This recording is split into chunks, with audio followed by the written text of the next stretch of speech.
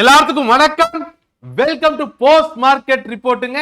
எப்பவும் போல overall market conditions discuss பண்ணிடலாம். அதுக்கப்புறமா நம்ம இந்த Nifty futures and bank Nifty futures உடைய மூவ்க்கு வருவோம். ஸோ ஓவரால் மார்க்கெட் கண்டிஷன்ஸை பொறுத்த வரைக்கும் ஓரளவுக்கு பாசிட்டிவான விஷயங்கள்லாம் தெரியுது. அமெரிக்கா பார்த்தீங்கன்னா சண்டை நிறுத்திட்டு கொஞ்ச நேரம் பேசலாம் நல்லா கூப்பிட்டுருக்காங்க. பட் அதுலேயும் நிறைய ட்விஸ்டெல்லாம் இருக்கு. ஆக்சுவலாக இப்போ என்னன்னா, அமெரிக்காவும் ஈரானுக்கும் நடுவில் இந்த பாகிஸ்தான் பஞ்சாயத்து பண்ணிட்டு இருக்காங்க. ரெண்டு பேர் பஞ்சாயத்து பண்றாங்க. ஒன்று ஓமன் அந்த ஹார்மோஸ் ஜலசந்தி வழியா அந்த டிரான்ஸ்போர்ட்டுக்கான பஞ்சாயத்தை அந்த டிரான்ஸ்போர்ட் புரோட்டோக்காலை எப்படி மெயின்டைன் பண்றதுக்கான பஞ்சாயத்து ஈரான் கூட இந்த ஓமன் பண்ணிட்டு இருக்காங்க. இன்னொரு பொலிட்டிக்கல் பஞ்சாயத்து, இந்த வார நிறுத்தத்துக்கான பொலிட்டிக்கல் பஞ்சாயத்து பாகிஸ்தான் பண்ணிட்டு இருக்காங்க. பாகிஸ்தான் இந்த பொலிட்டிக்கல் பஞ்சாயத்து பண்றதுக்கும் முந்தானேத்து என்கிட்ட வாங்கின கடன்லாம் திருப்பி கொடு, இல்லைன்னா உன்னோட ஏர்போர்ட்ல இருந்து எல்லாத்தையும் என் பேர்ல எழுதி கொடுன்னு யுஏஐ கேட்டதுக்கு சம்மந்தம் இல்லை. அதை நீங்க ரெண்டு கனெக்ட் பண்ணி பார்த்துக்க கூடாது. ஓகே, அது முந்தானேத்து யுஏஐ பாகிஸ்தான் கிட்ட கேட்டுச்சு, உடனே கடனை உடனே திருப்பி கொடுக்கணும், இல்லைன்னா கவர்மெண்டோடைய ஏர்போர்ட்ல ஆரம்பிச்சு நிறைய இன்ஃப்ராவோட ஸ்டாக்ஸ் கேட்டாங்க. பட் அதுக்கும் இப்போ பஞ்சாயத்துல திடீர்னு பாகிஸ்தான் குடிச்சு இது தீவிரமா பண்றதுக்கும் சம்பந்தம் இல்லை அப்படிங்கிறத நம்ம புரிஞ்சுக்கணும். சரி, இப்போ இந்த பஞ்சாயத்துல என்ன நடக்குதுன்னு பார்ப்போம். இப்போ இவங்க சொல்லக்கூடிய பஞ்சாயத்து என்னன்னா, பாகிஸ்தான் முன் வச்சிருக்கக்கூடிய பஞ்சாயத்துன்னா உடனே சீஸ்ஃபயர், அதாவது உடனே சண்டை நிறுத்திட்டு ஒரு 10-15 நாள்ல ஒரு டீலை பேசி முடிச்சிடலாம் அப்படிங்கிறதா கான்செப்ட். ஆனா இந்த 10-15 நாள்ல பேசக்கூடிய டீல் இருக்கு இல்லையா, அது ஈரான் சைடு எக்ஸ்பெக்டேஷன் ஃபர்தரா எங்க மேல எந்த ஒரு அட்டாக் இருக்காது அப்படிங்கிற கேரண்டி, அது போக இன்டர்நேஷனல் சேங்ஷன்ஸ் எல்லாத்தையும் கேன்சல் பண்றது, ஈரானோட இன்டர்நேஷனல் ஃபண்ட் ஆக்சஸ் பண்றது, இதெல்லாம் ரெகுலரா அவங்க வச்சுக்கிட்டு இருக்கிறது தான். அதெல்லாம் ஒரு குழப்பமும் கிடையாது. பட் இந்த தடவை ஈரான் பேசும்பொழுது இந்த நஷ்டீடு கொடு அப்படிங்கிற மாதிரியான விஷயங்களை அவங்க சேர்த்து பேசுன மாதிரி தெரியல. அந்த அந்த கண்டிஷன்ல இருந்து அவங்க கொஞ்சம் விலகின மாதிரி தான் தெரியுது. ஸோ இப்போதைக்கு பிளான் இந்த ஒரு 10 நாள் இந்த சட்ட நிறுத்தத்தை நிறுத்திட்டு இந்த 10 நாள்ல பேசி ஒரு முடிவுக்கு வரலாம் அப்படிங்கிறது இந்த பாகிஸ்தான் வச்சிருக்கக்கூடிய அந்த சமாதான ஒப்பந்தத்தினோட அடிப்படை. இப்போ அமெரிக்கா சைடு என்ன சொல்றாங்க அப்படின்னு சொன்னா, இந்த பேச்சுவார்த்தை கன்டினியூ பண்றதுக்கு 10 நாள் எப்படி சீஸ்ஃபயர் நிறுத்துறாங்களோ அதே மாதிரி இம்மீடியட்டா இந்த ஹார்மோஸ் ஜலசந்தி ஓபன் பண்ணணும் அப்படிங்கிறதையும் அமெரிக்கா சேர்த்து தான் சொல்லுது. இங்கே தான் பிரச்சனை. இப்போ ட்ரம்ப்போடைய பாயிண்ட் ஆஃப் வியூல என்னன்னா, ட்ரம்ப்போட பாயிண்ட் ஆஃப் வியூ செவ்வாய்க்கிழமைக்குள்ள நீங்க இந்த ஒரு ஒப்பந்தத்துக்கு வரலைன்னா செவ்வாய்க்கிழமைக்குள்ள நான் மிகப்பெரிய தாக்குதல் நடத்துவேன் அப்படின்னு முந்தானேத்தே ட்ரம்ப் வார்னிங் கொடுத்திருந்தார். முந்தானேத்து ட்ரம்ப்போட வார்னிங் என்ன, செவ்வாய்க்கிழமைக்குள்ள சண்டை நிறுத்திட்டு நீங்க ஒரு ஒப்பந்தத்துக்கு வரணும் அப்படிங்கிறது செவ்வாய்க்கிழமை முந்தானேத்து ட்ரம்ப் கொடுத்த வார்னிங். இது ஒரு பக்கம் வச்சுக்கோங்க. இன்னொரு பக்கம் பாகிஸ்தான் வச்சிருக்கக்கூடிய அந்த ஒப்பந்தம் என்ன, இந்த மாதிரி உடனடியாக சண்டை நிறுத்திட்டு ஒரு 10 நாள் ஏதாவது ஒரு பேசி ஒரு முடிவுக்கு வந்துடலாம் அப்படிங்கிறது. ஆனால் ஈரான் என்ன சொல்லுதுன்னா, ஓகே பேசலாம் தப்பு இல்லை, சண்டை நிறுத்தலாம் தப்பு இல்லை, ஆனால் ஹார்மோஸ் ஜலசந்தி வழியா எந்த ஒரு கப்பலையும் அலோவ் பண்ண மாட்டேன், அதை ஓப்பன் பண்ண மாட்டேன். ஒரு டெம்பரவரியா நீங்க சண்டை நிறுத்துறதுக்காகலாம் அது ஓப்பன் பண்ண முடியாது. ஒரு 10 நாள் டீல் சைன் ஆகட்டும், நிரந்தரமா ஒரு டீல் சைன் ஆகிருட்டும், அதுக்கப்புறம் நான் அதை ஓப்பன் பண்றேன் அப்படிங்குது. கண்டிஷன் பேர்ல அந்த ஹார்மோஸ் ஜலசந்தி வழியா கப்பலை அனுப்புறதுக்கு அந்த புரோட்டோக்காலை ஓமன் ஒரு பக்கம் டிஸ்கஸ் பண்ணிட்டு இருக்கு. ஸோ இதுதான் இப்போ இருக்கக்கூடிய சூழ்நிலை. அடுத்த 48 மணி நேரம் இல்லை, ஆமா அடுத்த ஒரு 24 மணி நேரத்துல ஒரு 48 மணி நேரம் ரொம்ப குரூஷியலான ஒன்று.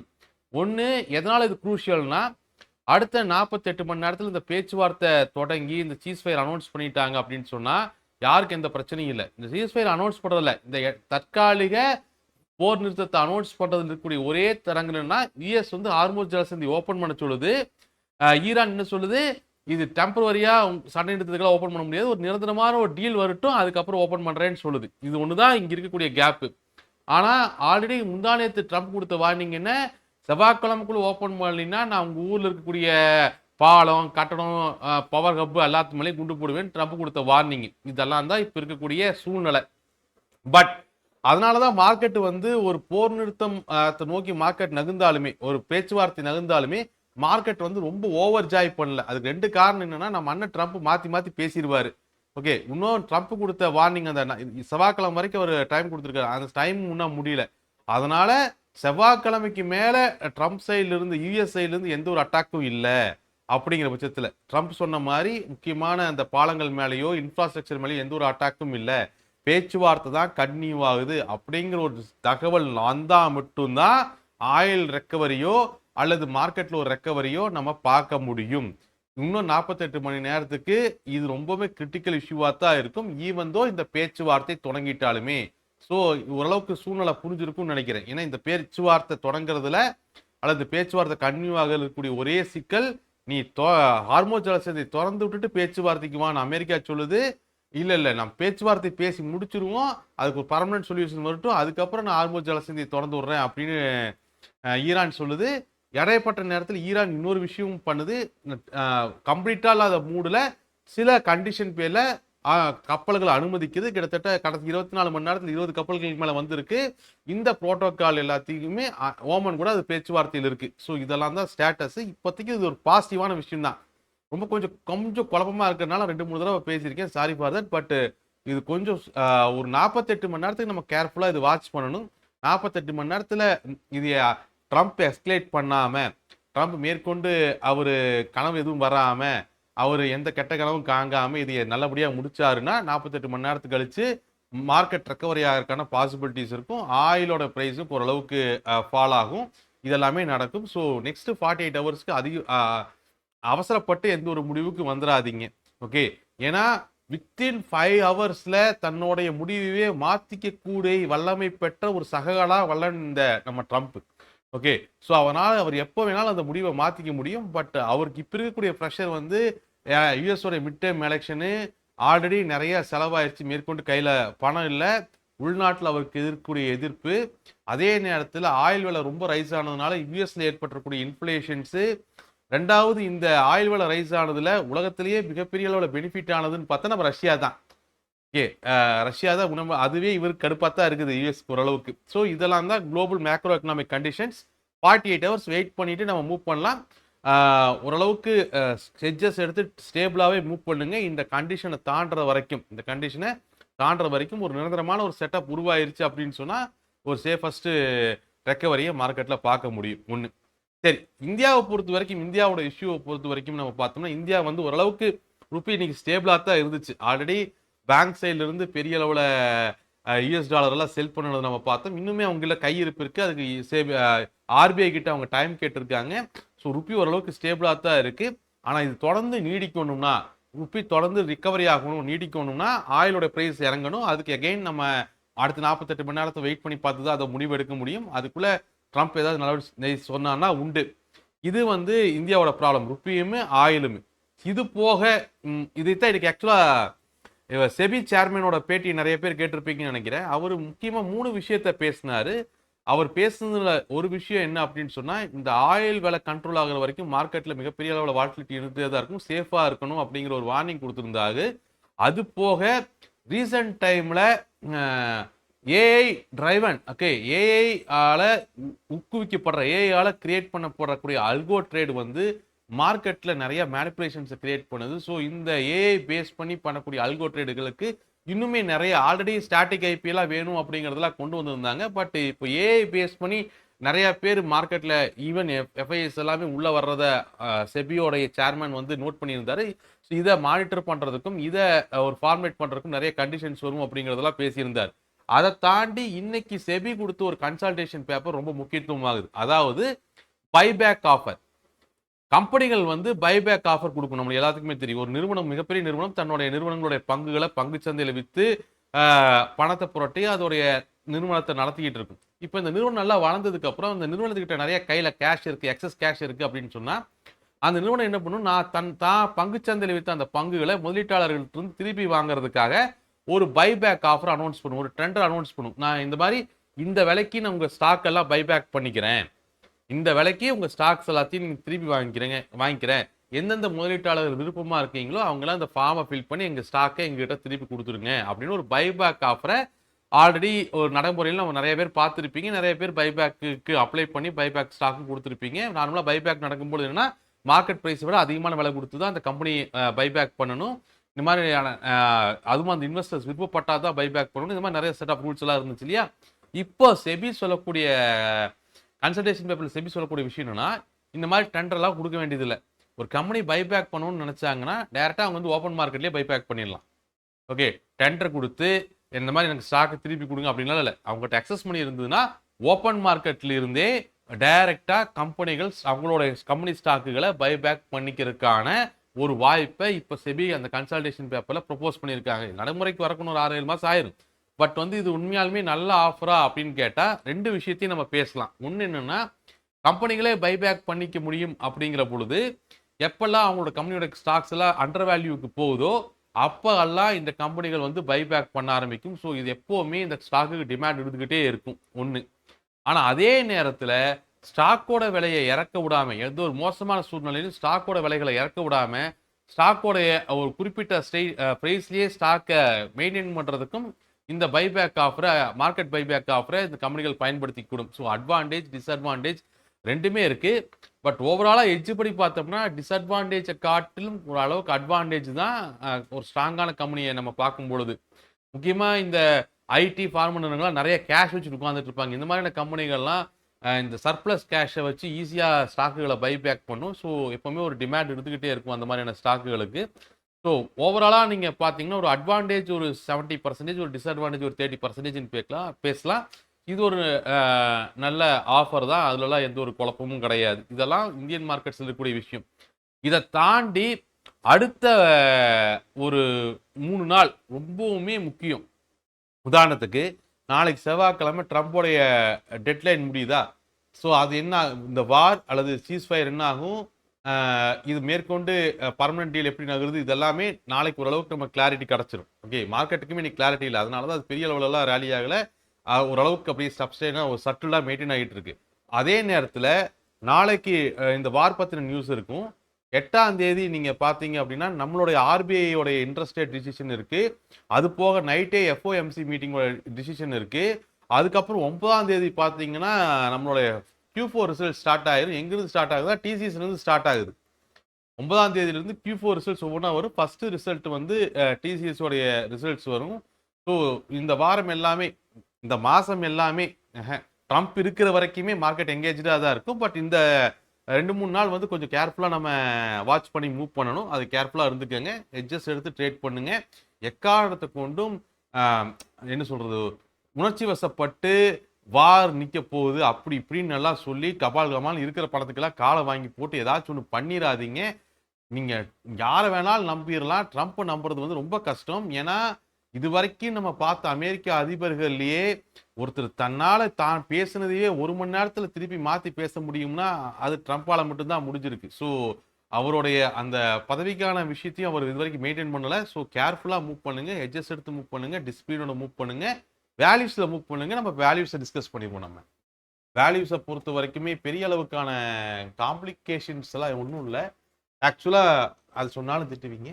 சரி, ஃபர்ஸ்ட் விஷயம், ஃபர்ஸ்ட் மார்க்கெட்டை இன்னைக்கு ரெண்டு பகுதியாக பிரித்து பேசிடுவோம். ஃபர்ஸ்ட் ஹாஃபை பொறுத்த வரைக்குமே மார்க்கெட்டோட ஓப்பன் வந்து பிரைமரி சப்போர்ட்டு கீழே தான் ஓப்பன் ஆகுது. பிரைமரி சப்போர்ட் வந்து 22,762. பிரைமரி சப்போர்ட்டு கீழே தான் மார்க்கெட் ஓப்பன் ஆகுது. பிரைமரி சப்போர்ட் கீழே ஓப்பன் ஆன மார்க்கெட் அதோடைய first intraday defence, first intraday resistance 22,728, அப்புறம் 22,662 அண்ட் கடைசி third intraday defence 22,632 submit achieve பண்ணுது. 22,632 தேர்ட் இன்ட்ராடே டிஃபென்ஸ் அச்சீவ் பண்ணோடனே புல்ஸ் அங்கே டிஃபெண்ட் பண்றாங்க. அதே நேரத்தில் நம்மளுக்கு சீஸ்ஃபயருக்கான நியூஸஸும் வெளியாகுது. ஸோ ஃபர்ஸ்ட் ஹாஃபை பொறுத்த வரைக்குமே ரொம்ப கிளியரா இருக்கு. ஃபர்ஸ்ட் ஹாஃபில் பொறுத்த வரைக்கும் ஓப்பன் ஆனது வந்து நெகட்டிவ் ஓப்பன், அதாவது பிரைமரி சப்போர்ட்டு கீழே தான் மார்க்கெட் ஓப்பன் ஆகுது. 3 இன்ட்ராடே சப்போர்ட்ஸையும் அது அச்சீவ் பண்ணுது. 3 இன்ட்ராடே சப்போர்ட்ஸ் 22,728, 22,662 அண்ட் 22,632. 3வது இன்ட்ராடே சப்போர்ட்டை அச்சீவ் பண்ணோடனே மார்க்கெட்டை புல்ஸ் டிஃபெண்ட் பண்ணதை பார்த்தோம். அப்படி மேலே போன மார்க்கெட்டை மறுபடியும் அந்த பிரைமரி சப்போர்ட்டான 22,762 பிஎஸ் டிஃபெண்ட் பண்றதுக்கு ட்ரை பண்ணாங்க. ஆனா அந்த இடத்துல நீங்க ரொம்ப கேர்ஃபுல்லா பார்க்கணும். 22,762 பிஎஸ் டிஃபெண்ட் பண்ண ட்ரை பண்ணாங்க. பட் அங்கிருந்து கீழே வந்த மார்க்கெட்டை ஃபர்ஸ்ட் இன்ட்ராடே சப்போர்ட்டான 22,722 நடுவில் ஒரு 30 பாயிண்ட் தான் டிஃபரன்ஸ். அந்த 30 பாயிண்ட்லேயே புல்ஸ் டிஃபெண்ட் பண்ணதை பார்க்கலாம். கிட்டத்தட்ட அது ஒரு 3/4 மணி நேரம் ஃபைட். அது அந்த ஏரியா 22,762க்கும் 22,728க்கும் நடுவில் 22,728 கீழே மார்க்கெட்டை புல்ஸ் அலோவ் பண்ணாம 22,762 அப்படின்னு சொல்லக்கூடிய அந்த பிரைமரி சப்போர்ட்டை புல்ஸ் பிரேக் பண்றாங்க. இது வந்து செகண்ட் ஹாஃப் தொடங்குது. செகண்ட் ஹாஃபை பொறுத்த வரைக்குமே மார்க்கெட் ரொம்ப சுலபமா அந்த பிரைமரி ரெசிஸ்டன்ஸ் 22,832 பிரேக் பண்ணுது.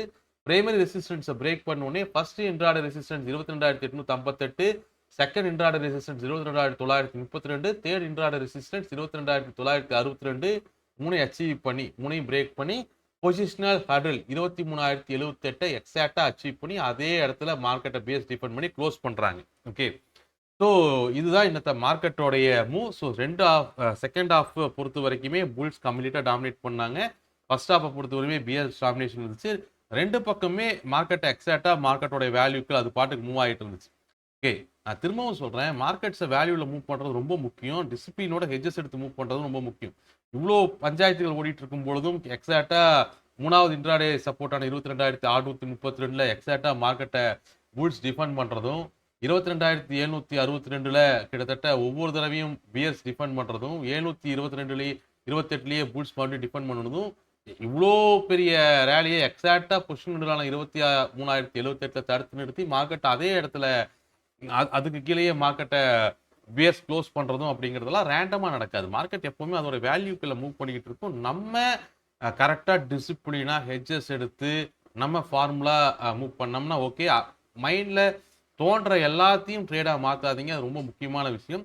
மார்க்கெட்டோட க்ளோஸை பொறுத்த வரைக்கும் இது ஒரு ஃப்ளாட் டு நெகட்டிவ் க்ளோஸ் தான். அடுத்த 48 மணி நேரத்துக்கு மார்க்கெட் ரொம்பவுமே குரூஷியலான ஒரு மார்க்கெட்டு. ட்ரம்ப்போட அனௌன்ஸ்மெண்ட்ஸ் ரொம்ப முக்கியம். சரி, மார்க்கெட்டோடைய க்ளோஸை பொறுத்த வரைக்குமே நாளத்த மார்க்கெட்டோட ரெசிஸ்டன்ஸ் சப்போர்ட்டுகளை டிஸ்கஸ் பண்ணிடலாம். க்ளோஸை பொறுத்த வரைக்குமே இது ஒரு ஃப்ளாட் டு நெகட்டிவ் க்ளோஸ். இந்த க்ளோஸை பொறுத்த வரைக்கும் நாளத்த மார்க்கெட்டோட பிரைமரி ரெசிஸ்டன்ஸ் அப்படின்னு எடுத்துட்டோம்னா பிரைமரி ரெசிஸ்டன்ஸ் 23,128, அதாவது அந்த 23,078ங்கிற பொசிஷனலுக்கு மேலே. அதே மாதிரி பிரைமரி சப்போர்ட் வந்து 23,058, அதாவது அந்த பொசிஷனலுக்கு கீழே. ஸோ பிரைமரி ரெசிஸ்டன்ஸ் 23,128, அதுக்கு மேலே மந்த்லி ரெசிஸ்டன்ஸ்னு பார்த்தோம்னா 23,258, 23,338, அதுக்கு மேலே இருக்கக்கூடிய பொசிஷனல் 23,562, அதுக்கு மேலே இருக்கக்கூடிய அடுத்த மந்த்லி ரெசிஸ்டன்ஸ் 23,772. இன்ட்ராடே ரெசிஸ்டன்ஸை பொறுத்த வரைக்குமே 23,162, 228 அண்ட் 362. அதே மாதிரி பிரைமரி சப்போர்ட் வந்து 23,058. பிரைமரி சப்போர்ட்டுக்கு கீழே மந்த்லி சப்போர்ட்ஸ் நம்ம பார்த்தோம்னா 22,832, 22,762, அதுக்கு கீழே பொசிஷனல் 22,522 அண்ட் அதுக்கு கீழே மந்த்லி சப்போர்ட்ஸ் வந்து 22,328. இன்ட்ராடே சப்போர்ட்ஸை பொறுத்த வரைக்கும் 23,032 அண்ட் 22,962, 22,928. ஓப்பன் இன்ட்ரெஸ்ட்டை பொறுத்த வரைக்கும் அது முறைட்டு பேசிடலாம். ஓப்பன் இன்ட்ரெஸ்ட்டை பொறுத்த வரைக்குமே ஓரளவுக்கு டிஃபென்ஸ் பொசிஷன் தான் மெயின்டைன் பண்ணுறாங்க. ஈவன் தோ நீங்கள் பார்த்தீங்கன்னா தெரியும், ஃபர்ஸ்ட் பியர்ஸோடைய அட்டாக் பொசிஷன்ஸும் கவர் ஆகிருக்கிறத பார்க்கலாம், புல்ஸோடைய அட்டாக் பொசிஷன்ஸும் கவர் ஆகிருக்கிறது பார்க்கலாம். ஏன்னா எல்லாருமே அடுத்த 48 மணி நேரத்தில் என்ன நடக்குங்கிறது தெரியாது. ஏன்னா ட்ரம்ப் வந்து ஒன்று எய்தர் சரி வாங்க பேசிட்டு பஞ்சாயத்து முடிச்சுட்டு அதுக்கப்புறம் ஹார்முஸ் ஜலசந்தியை ஓப்பன் பண்ணிக்கலாம் அப்படிங்கிற முடிவுக்கும் ட்ரம்ப் வரலாம். ஏன்னா ஈரான் வந்து தனக்கு இருக்கக்கூடிய ஒரே ஹோல்டு வந்து ஹார்முஸ் ஜலசந்தி தான். அதுதான் நம்மளுடைய லிவரேஜ். அதை அவசரப்பட்டு திறக்கக்கூடாது அப்படிங்கிறதுல ரொம்பவுமே உன்னிப்பாக இருக்கிறாங்க. ஸோ அவங்க வந்து ஒன்று ட்ரம்ப்பு சரி வாங்க பேசிட்டு திறக்கலாங்கிற முடிவு எடுக்கணும், இல்லை திறந்தா தான் பேசுவேன்னு மறுபடியும் வார கன்டினியூ பண்ணணும். நாளைக்கு ட்ரம்ப் கொடுத்த வார்னிங் லைனை முடிச்சுட்டு அவர் அட்டாக் பண்ணணும். இதில் ரெண்டில் எது அவர் ட்ரம்ப் பண்ணுவார் அப்படிங்கிறதுல யாருக்குமே இங்கே கிளாரிட்டி இல்லை. எனக்கு தெரிஞ்சு அவருக்குமே இன்னும் கிளாரிட்டி வந்திருக்காது. நைட்டு கனவுல என்ன வருதோ அதை தான் காலையில் பண்ண போகிறார். ஸோ இப்படி இருக்கக்கூடிய சூழ்நிலையில் ஆப்ஷன் ஒயை பொறுத்த வரைக்கும் ரெண்டு பக்கமுமே டிஃபென்ஸ் தான் அவங்க மெயின்டைன் பண்ணுறாங்க, அட்டாக் பொசிஷன்ஸ் மெயின்டைன் பண்ணல. யாருமே உறுதியாக ஏறும் இறங்குங்கிற முடிவு எடுக்கல. அவங்கவுங்க ஸ்டாண்ட் அவங்க மெயின்டைன் பண்ணுறதுக்கு தான் டிஃபென்ஸ் பொசிஷன் மெயின்டைன் பண்ணிட்டு இருக்கிறத நம்ம பார்க்க முடியுது.